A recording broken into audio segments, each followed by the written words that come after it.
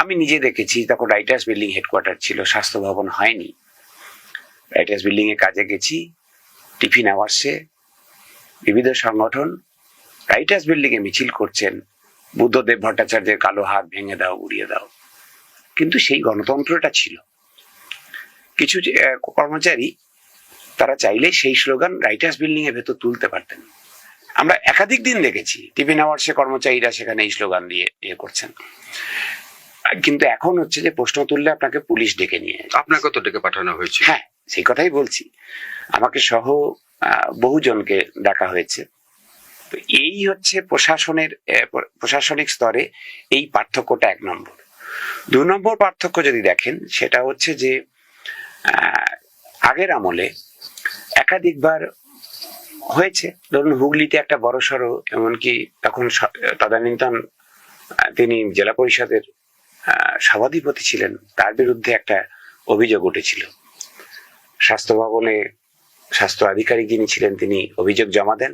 স্বাস্থ্যমন্ত্রী তখন ডাক্তার সূর্যকান্ত মিশ্র, তিনি তদন্ত করান, শাস্তি দেন, ওনাকে পদ থেকে সরিয়ে দেওয়া হয় এবং হচ্ছে যা যা শাস্তি ইত্যাদি হয়।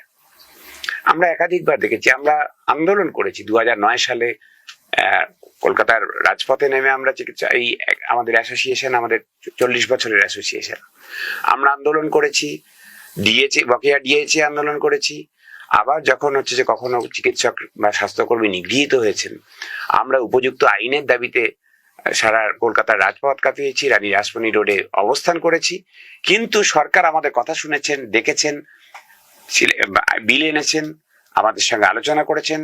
আমরা সিলেক্ট কমিটিতে গিয়ে আলোচনা করেছি, আমাদের মতামত দিয়েছি, বিল পাস হয়েছে। এখন গত 2017 সাল থেকে অন্তত 1,500-এর বেশি চিকিৎসক নিগ্রহ হয়েছে সরকারি এবং বেসরকারি ক্ষেত্রে আমাদের রাজ্যে।